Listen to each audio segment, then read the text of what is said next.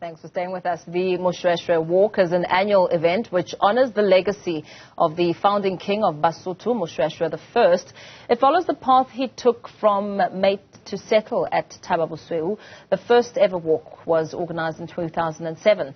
The 2023 edition was not easy due to the scorching temperatures. Khotso Sello was there and takes us through this journey. The Moshoeshoe Walk is inspired by the Basotho king, Moshoeshoe I. He led his people to the safety of Thaba Bosiu natural fortress in the 19th century. Born around 1776, Morena Moshoeshoe I was Lesotho's first king. Through his efforts to unite nearby tribes in his area of southern Africa and maintaining the sovereignty of the Basotho, he is considered the father of the nation. The Basotho have inhabited the region of what is today Lesotho since around the 5th century BC. Over time, they split into different ethnic groups due to regional conflicts and British colonialism. Moshoeshoe I played a key role in uniting these clans by forming the Sotho Nation or Basotholand.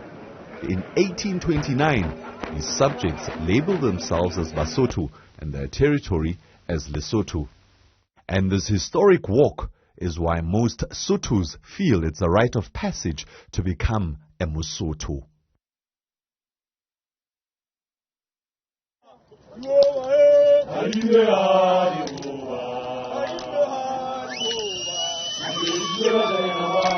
Opening day of the 116-kilometer trek, the hikers are woken up by chants at around 2 a.m. For the newcomers, it's a rude awakening of sorts, in the realization that sleep is luxury. Bags are packed. No time for a full English breakfast, so it's leqebekwane and motoho for an express meal. 6 a.m. a light warm-up walk towards Mate to Menkgwaneng. Menkgwaneng is King Moshoeshoe's birthplace, and that's where the walk officially starts. From the get-go, the climb up the mountain, Thaba Menkgwaneng, is steep. This is when you know the journey has well and truly begun. The trek is up and down mountains with the most spectacular landscapes. As the hikers pass through the villages, the locals come out to spur them on as if they are warriors going to war.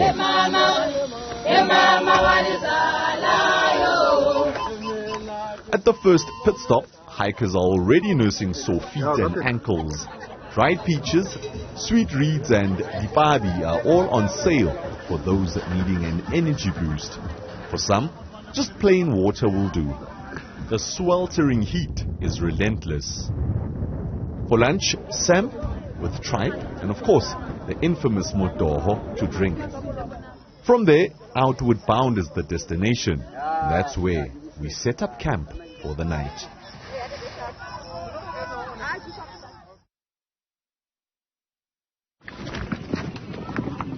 Day 2, this was the day of battle. The usual human alarm is already up and rousing the entire camp. Word around the camp is that the walk on this day is the longest and the most arduous of them all. Torches are a necessity because the walk starts as early as 4 a.m. The leading pack sings songs that go a long way in fighting any fears of darkness or wild animals. The climb is demanding, but the scenery breathtaking. There are picture-perfect valleys on both sides, a real testament to Mother Nature's artwork. Next stop, Dipetu. This is the place where Moshoeshoe's grandfather's collarbones were found after he and some people from the tribe were devoured by cannibals on the way to Thaba Bosiu. Apparently Moshoeshoe did not harm the cannibals because he wanted them to show him where his grandfather's remains were. It is at this very place that we are told that Moshoeshoe was quite a virile man with 140 wives under his belt. After lunch, all roads lead to Madimung. Hakome is a tranquil village in an area known as Madimung, place of cannibals. Legend has it that King Moshoeshoe I allocated the area to Kome's grandfather, father of Teleka of the Basia clan. This was because the king felt that his talents in magic and mastery of the herbs could be a powerful weapon against the cannibals, who are a major nuisance to Basotho, especially in the area of Madimong. What causes the cannibals? You're good student, eh? Hunger. Because of the war between the tribes, people move from one place to another. Because then they couldn't settle at one place. Even if they plow here, because of the people that are stronger, they will come and take everything away from them. So then because of that, some they decided, because they couldn't eat, they decided to say, okay, let's eat the old ones and the small ones. Because then the old ones, they can't run. The small ones, they can run. We will make children, we'll make kids there. You listen, forward. You are going to meet kids forward. So the most important part, guys, that's Madimong. That's the area that I was talking about. This side is Ulani Valley. Ulani Valley, not now. On the olden days, they used to plow a lot of wheat. Wheat. The real wheat.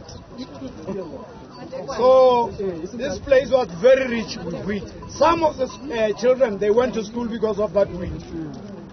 He called them together and gave them cattle so that they can start to live with people.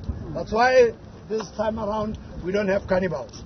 But for those who are going to stay behind, it might happen. It might happen. Hakome is a national heritage site famous among its many attractions for immaculate cave houses tucked away under a great hill.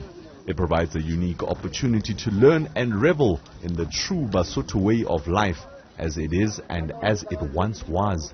From the historical site, it's another 30-odd kilometers to the campsite. The stratosphere gets darker, energy levels are dropping, and unwavering willpower is the only weapon available to the hikers, so they trudge along.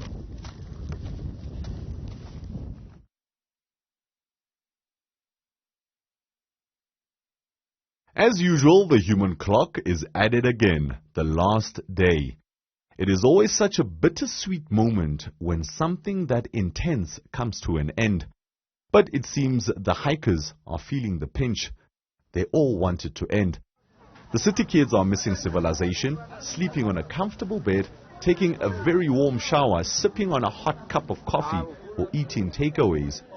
They are overjoyed that the last day is here. Excitement is in the air. It's been sunny and hot the past 2 days, but rain clouds are gathering, ula tsa mahlohonolo as the Basotho call it. The rainwater is extremely cold and each drop sends chills down the spine. The trail has knee-buckling climbs and once again the walking stick proves to be a lifesaver. And then, finally, Thaba Bosiu is in our sights. Song, dance and elation fill the air. We are creeping closer to the cultural village where the closing ceremony is going to be held. The Queen and her soldiers have long arrived. She has led the hike from day one. Strong, resilient and soft-spoken, she leads from the front. The mood changes. The hikers all of a sudden don't seem ready to part ways with these warm-hearted people of Lesotho and the new relationships forged. They are not ready to say goodbye to the Lesotho mountains that have been their greatest challenge for the past 3 days. But the final destination has been reached. Nostalgia hits. There's a lot that will be missed. The faces of the villagers who lined the streets every day. The children who ran around picking up water bottles. The singing. The mental fortitude that carried individuals during the most painful and challenging moments of the walk. Most of all, the spiritual healing from the natural offerings of the kingdom of Lesotho. For Newzroom Afrika on channel 405, I'm Khotso Sello in Lesotho.